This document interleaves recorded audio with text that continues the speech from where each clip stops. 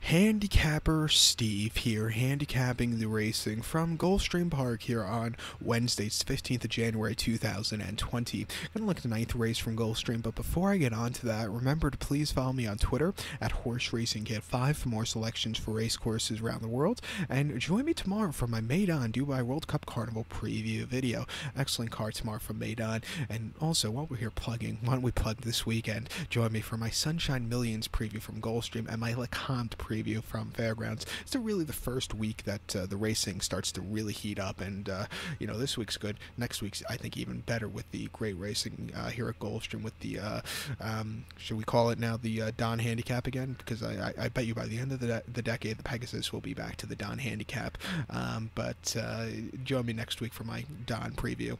But let's stop some controversy and get to the 9th race from Gulfstream, which is an allowance optional claimer. Purse $51,000. Races for fillies and mares, 4-year-olds and upwards. Never won $10,000 once in main claim starter or state bred allowance race, which never won 2 races or a claim price of $35,000. We have a field of 10 horses going the distance of ground 1,600 meters or the distance of ground of 1 mile on the main track.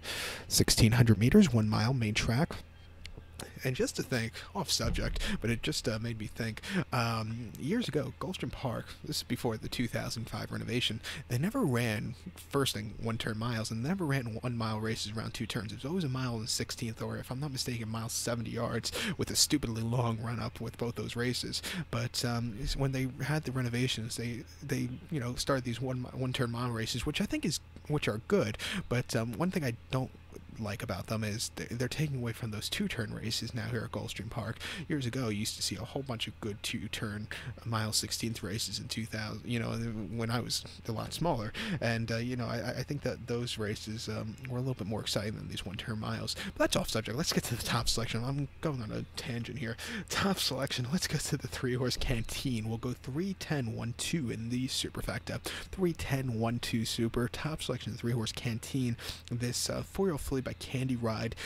Chad Brown trains this one. Javier Castellano gets the mount. The horse's most recent outing came the 1st of November at Aqueduct. 1 mile allowance race, $75,000. He finished 3rd by 7 lengths that day. She finished 3rd by 7 lengths, and she's very wide that day, and she just never really had a good turn of foot, and it just wasn't her day to win the first time against winners. Gonna take her here off with a little bit of refreshing. Not the world's toughest allowance optional claimer. I think she'll get a better trip. Before that, the main special weight at Belmont, Muddy Seal going 1 mile October the 4th. The horse won by 7 1/4 lengths. John Blasquez rode a terrific race. Sat back early after stalking position, a little bit wide, but you wanted to be a little wide that day at Belmont. Took off clean the straightaway. An all-around good effort. And then before that, 25th of October 2018 was the prior race at Belmont, mile 16th, main special weight, $75,000. The horse finished 4th by 7 3/4 lengths behind Philly Joel, always shopping and off topics. Decent horses there. This horse just really was talking with him early on, but then just kind of hit the wall. Something must have happened because you didn't see the horse for another, 11 and 3/4 months or something like that. But, and then before that, the horse ran September of 2018 at Belmont, 6.5 main special weight, $75,000. The horse finished 2nd by 6 lengths. A horrible beginning. If the horse would have broke better, she probably would have won, but the winner Malibu Mischief just took off clear. This horse ran a good place there. Her last race wasn't so bad. The race prior to that was very good. If she runs that race prior, I think she wins easily. Her workout pattern since coming to Palmetto has been very nicely run, and I think she's sitting on a good race. 5-2, let's take her. So to recap my selection for the 9th from Gulfstream, let's take the 3-horse Canteen. We'll go 3-10-1-2 in the superfecta. So good luck, 12. Please follow me on Twitter at Horse Racing Kit 5. Good luck, everybody.